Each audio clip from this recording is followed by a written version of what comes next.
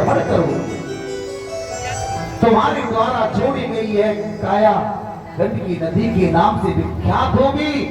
तुम देव पूजन के लिए तुलसी वृक्ष के रूप में उत्पन्न हो जाओगी।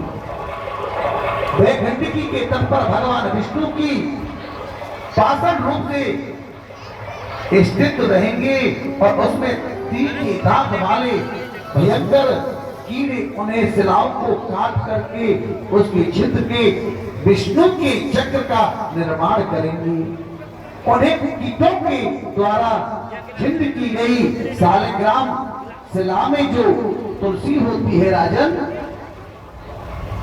जो तुलसी होती है, जो सालग्राम का जो संयोग करवाएंगे उन्हें अत्यंत पुण्य की प्राप्ति होगी। यह आशीर्वाद देकर के वहां से चल देते हैं। सालग्राम शिला विष्णु रुद्र सरस्वती संमया और रुद्र संवृतम या बहु पुण्य वर्धनी। हे भद्रे, जो सालग्राम शिला जी से तुलसी पत्र अलग करेगा दूसरे जन्म में उसका स्त्री से वियोग हो जाएगा। जो सालग्राम को तुलसी से अलग करता है उसका अगले जन्म में स्त्री से वियोग हो जाएगा। संत जो की मृत्यु के बाद संत बन गया, इसलिए संत से भी तुलसी वियोग नहीं कर सकते।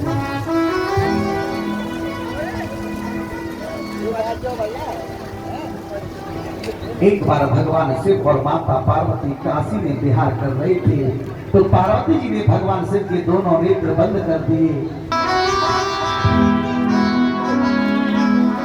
अंत में उस मुनि ने मां पार्वती को ही पाप दृष्टि से देखा और जिसके कारण भगवती ने ही खड़क से उसका वध कर दिया। प्रहलाद जी का वंश परमपति महान से भक्त बाणासुर का जन्म हुआ है राजन। बाणासुर एक ही 1000 भुजाओं थी और उसने नृत्य करके भगवान शिव को प्रसन्न किया था। भगवान शिव ने बाणासुर को आशीर्वाद मांगने को कहा, तो बाणासुर ने कहा प्रभु आप हमारे सूर्यवंतर में ही रहो। पर भगवान शिव ने बाणासुर को ध्वजा दी थी और कहा था कि ये ध्वजा जब भंग होगा तभी तुम्हारे प्राण संकट में आ जाएंगे।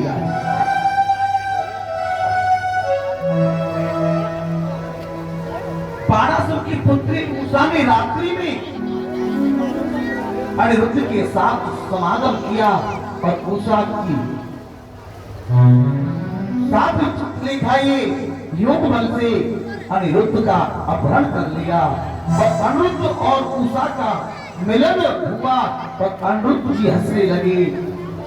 जब हंसने की आवाज आने पर द्वारपालों ने बाणासुर को समाचार दिया, तब बाणासुर ने अनिरुद्ध पर आक्रमण करके उन्हें नागपाश में बांध दिया। दुर्गा जी का स्वस्तन करने में मां दुर्गा ने उन्हें नागपाश से मुक्त कर दिया। उषा और अनिरुद्ध पूर्व की भांति पुण्य विहार करने लगी राजन। इधर नारद जी के द्वारा अनिरुद्ध को बंधन का समाचार पाकर भगवान श्री कृष्ण ने सोमेश्वर पर चढ़ाई कर दी और भगवान श्री कृष्ण और भोले बाबा युद्ध की लीला हुई। तो भगवान श्री कृष्ण ने